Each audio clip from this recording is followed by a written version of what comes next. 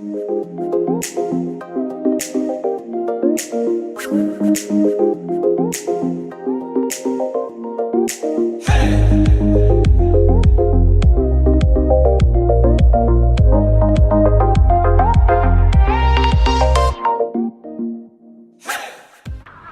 so going to the Meiji Shrine was pretty cool.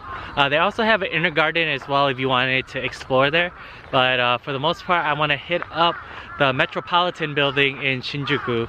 So I want to see the sights of it and also Tokyo Tower as well.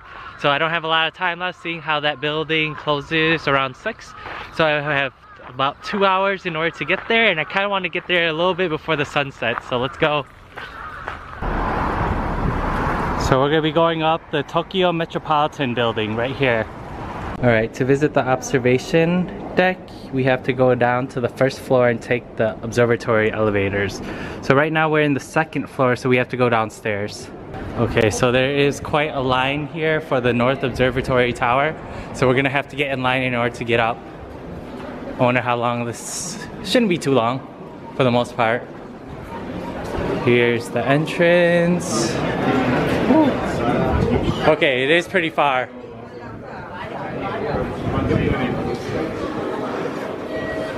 Ooh, this is a pretty far line. This is almost as bad as waiting for sushi dai in the morning in Tsukiji.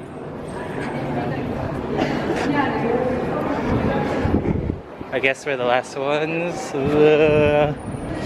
What is the time? Okay, 30 minutes, not too bad. For the most part though, just come up to the Tokyo Metropolitan Building because you'll definitely get some good sights to see. So like, I would recommend probably coming around maybe like late afternoon so you can see the whole city in the daylight.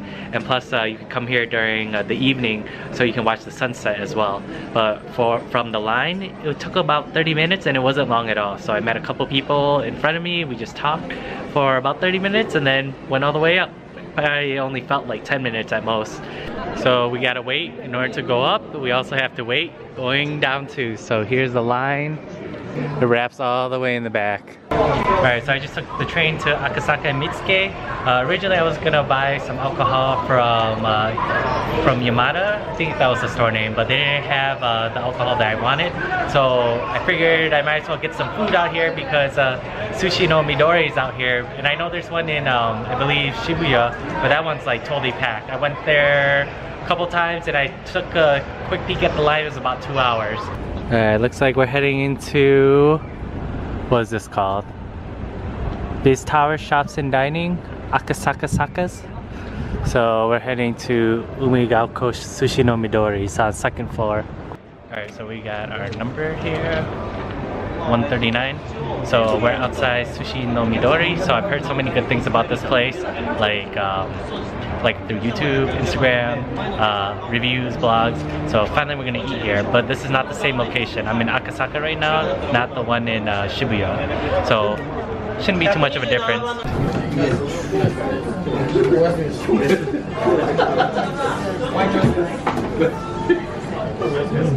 So I just got seated at the counter and I'm going to be ordering the chef's special sushi assortment set. So this set is 2,800 yen and comes with about 14 pieces. So this is about 200 yen per piece, which to me is a really great value. So while waiting for a chef's special assortment set, they came out with our mini crab paste salad and the steamed egg custard first. And I didn't know what the steamed egg custard was called, but I found out that it's called CHAWANMUSHI.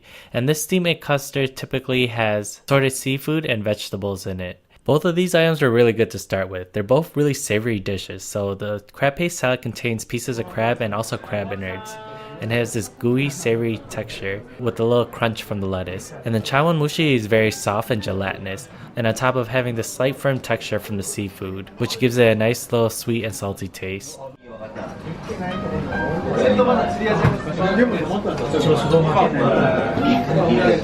So here's our set from Sushi Midori. So here's roe, fish eggs. This one's king crab, I believe. This is probably like the monkfish liver. This is what I'm guessing. Uni, prawn. Here we have eggs. I think this is like some kind of clam, maybe an art clam.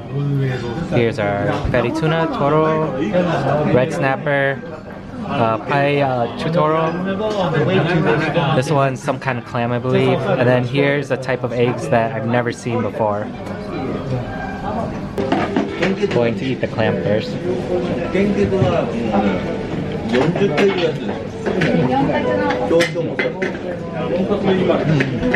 Good.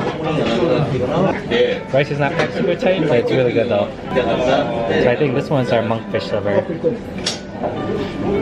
I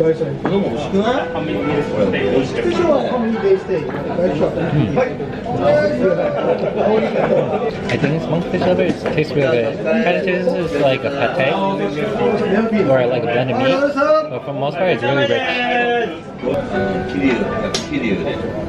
So here's our uni.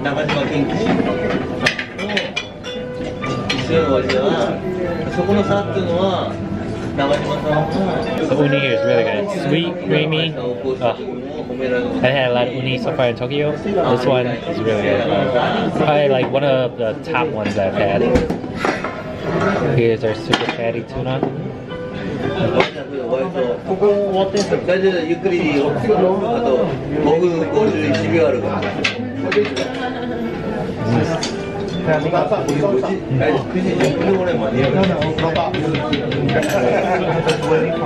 This fatty tuna is really good. Super rich, melts in your mouth. There's not a lot of fiber in it as well. It's like so easy to eat. Originally I wanted to go through every single piece, but seeing how I was getting quite low on battery, I couldn't actually record everything.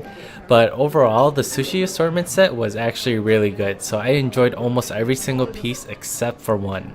And the one piece that I didn't really enjoy was the herring roe. So the herring roe is a lot different from the tobiko or the roe that I'm used to back in the US.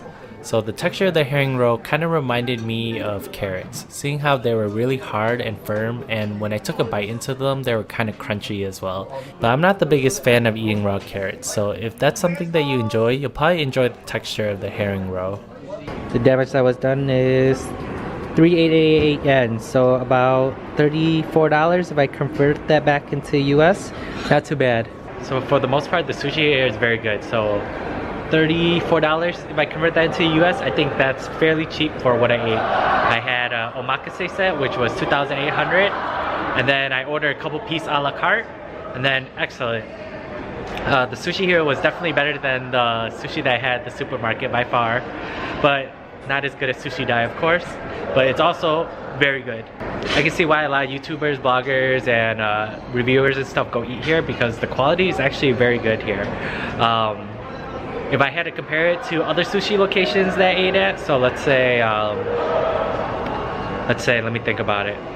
Genki sushi. So Genki was, I believe, cheaper. So definitely was cheaper, but I think the sushi quality at Sushi no Midori is better than Genki.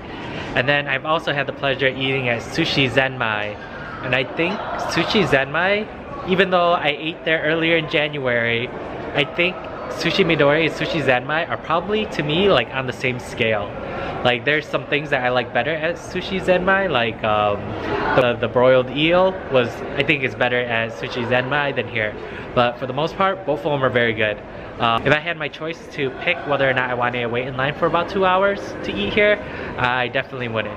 I'd rather just go to one of the many Sushi Zenmais that are available, seeing how most of them don't even have a long wait. Only the one in Tsukiji is kind of crazy.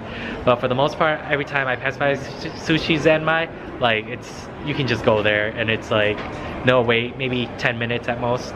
But here I waited about an hour. The other location for Sushi no Midori was about 2 hours, so you can take your pick. So right now I'm just gonna head back to the guest house and then get ready to sleep. And then we'll start another day in Tokyo tomorrow. Bye!